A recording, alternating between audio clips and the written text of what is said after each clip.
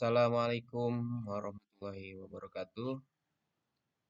Kembali lagi bersama saya di channel Belajar Merdeka. Pada kesempatan kali ini kita akan membahas tentang agenda TKA untuk jenjang SMP tahun 2026.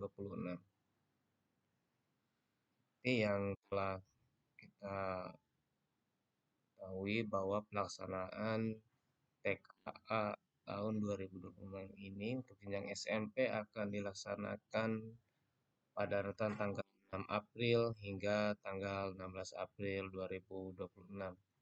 Untuk itu, Bapak Ibu operator atau mungkin yang ditugaskan menjadi operator atau teknisi bakal kurikulum maupun orang tua siswa yang sekarang anaknya berada di jenjang kelas 9 SMP maupun MTS ya, perlu mengetahui jadwal serta agenda TKS tahun 2026 ini.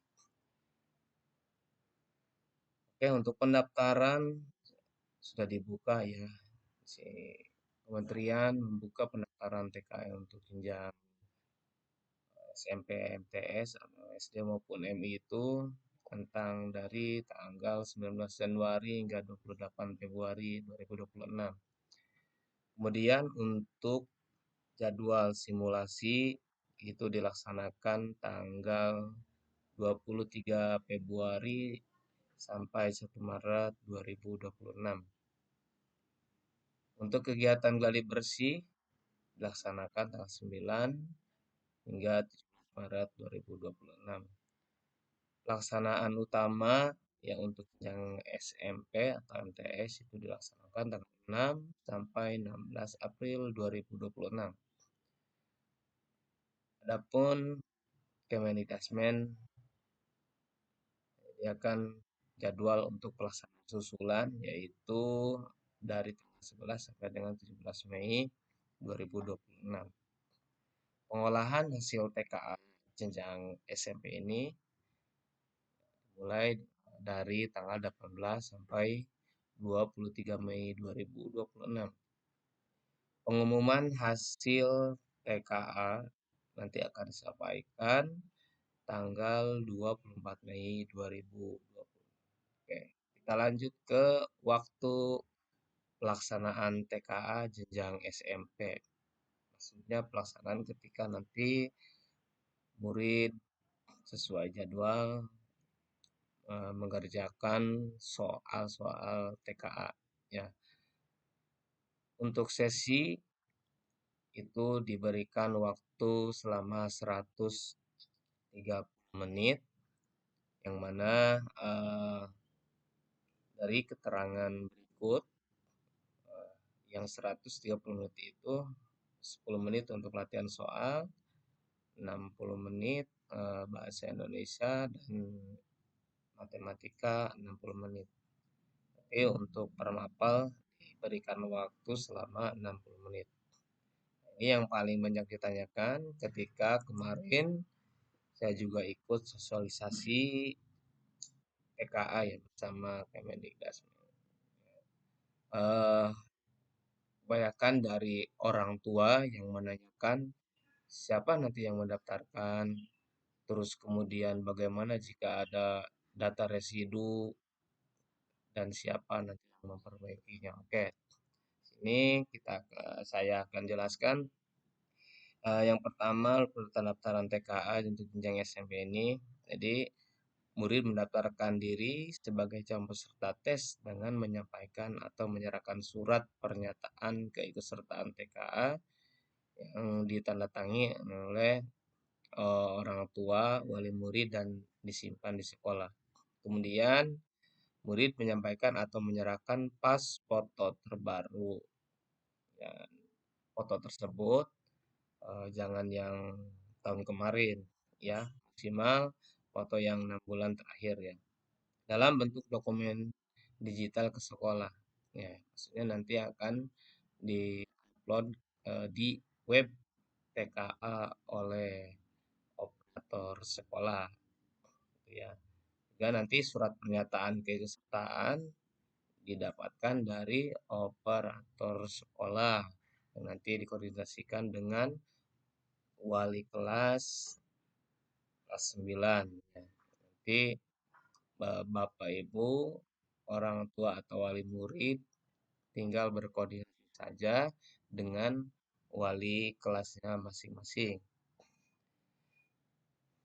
Nah, yang ketiga, pendaftaran calon peserta TKA dilakukan oleh operator sekolah ya. Jadi Bapak Ibu wali murid tidak usah repot-repot mendaftarkan ya. Nanti akan dilakukan oleh operator sekolah. Cukup Bapak Ibu wali murid berkoordinasi dengan wali kelasnya saja. Yang keempat, selanjutnya akan diterbitkan daftar nominasi sementara atau DNS untuk dilakukan verifikasi dan validasi data calon peserta TKA oleh sekolah. Ya. Jadi sebaiknya eh, koordinator dari sekolah atau maupun wali kelas nanti akan verifikasi biodata atau data calon peserta ya.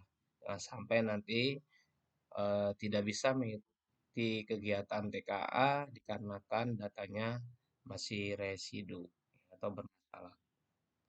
Kemudian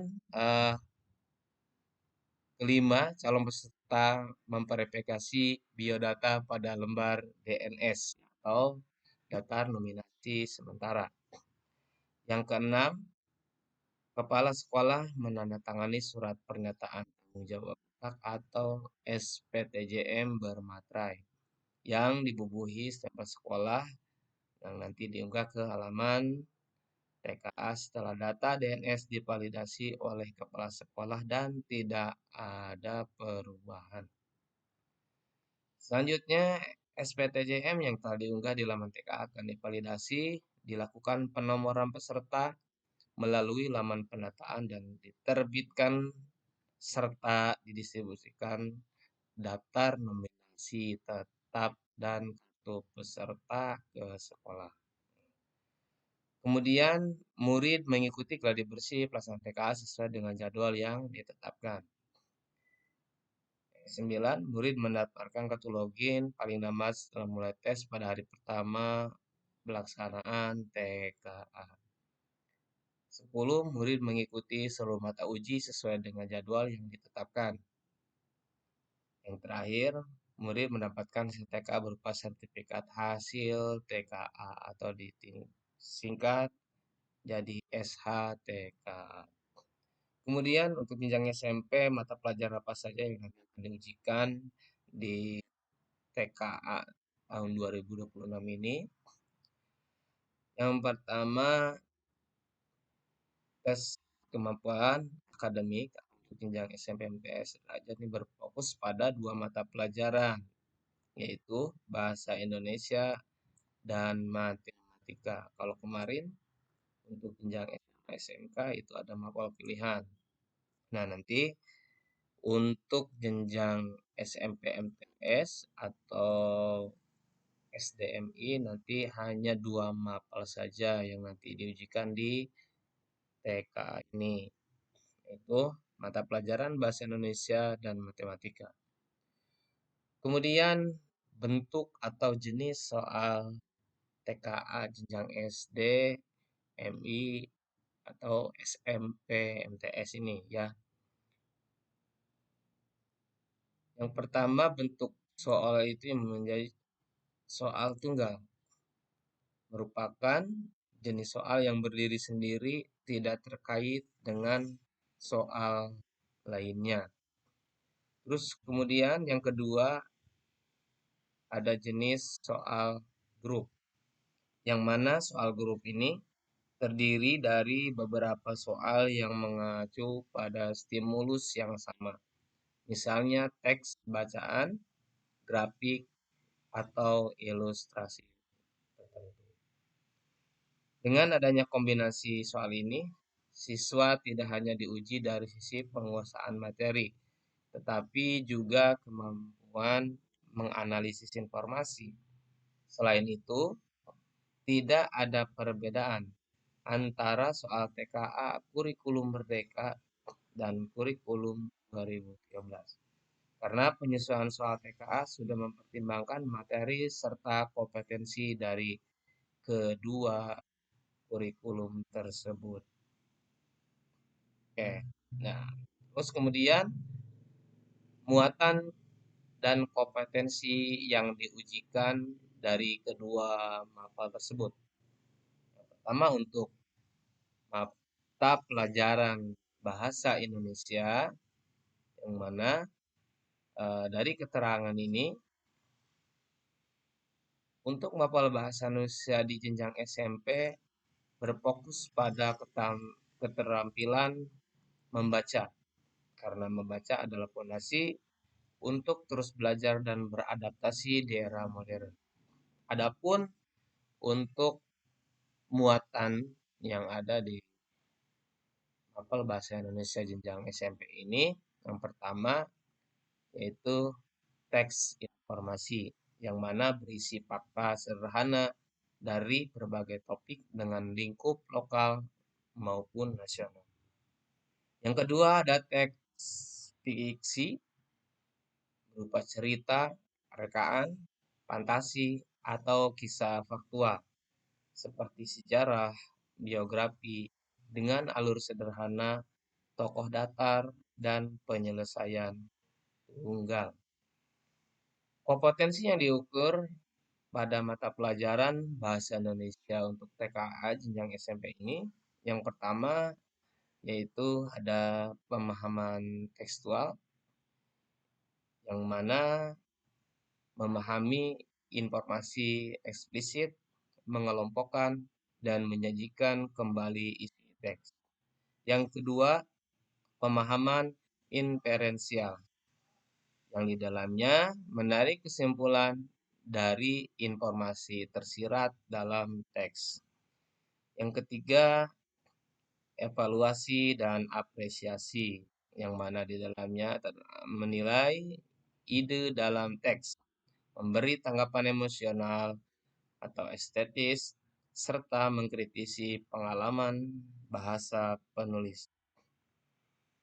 Untuk mata pelajaran matematika, yang mana dalam TK ini matematika dirancang untuk menilai kemampuan siswa atau murid dalam memahami fakta, konsep, prinsip, dan prosedur matematika, serta bagaimana mereka mengaplikasikan pengetahuan tersebut untuk menyelesaikan masalah atau problem solving.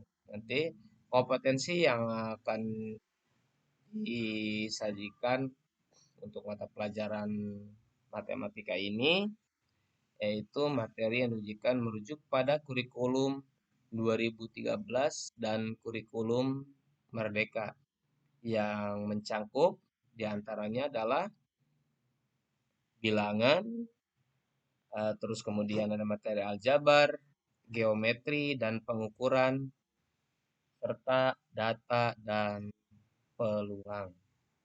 Kemudian pengetahuan yang diujikan yaitu adalah pengetahuan dan pemahaman matematika, representasi matematis, penalaran, pemecahan masalah atau problem solving, serta koneksi antar konsep matematika. Untuk level kognitif kedua mapel tersebut yaitu berada di level C4 ke atas ya, karena di sini level kognitifnya berada di level pengetahuan dan pemahaman, yang mana dalamnya itu melakukan operasi hitung, membaca data dari tabel, diagram, atau grafik, serta mengelompokkan objek sesuai konsep matematika. Yang berikutnya, aplikasi, yang mana Di dalamnya harapkan murid dapat memodelkan masalah nyata dalam bentuk matematika, menggunakan rumus, serta menginterpretasikan soal kontekstual. Kemudian penalaran, menganalisis hubungan konsep, memecahkan masalah kompleks ya, mengevaluasi dan menarik kesimpulan dari data matematis. Oke, berikutnya kita lanjut ke teknik pelaksanaan TKA SP ya. Jadwal pelaksanaan TKA akan diumumkan melalui surat edaran resmi. Nah, yang sudah kita tadi bahas untuk agendanya di halaman paling atas tadi ya. Terus kemudian ujian TKA akan diselenggarakan di sekolah masing-masing dengan ketentuan telah memenuhi syarat sarana dan prasarana yang memadai.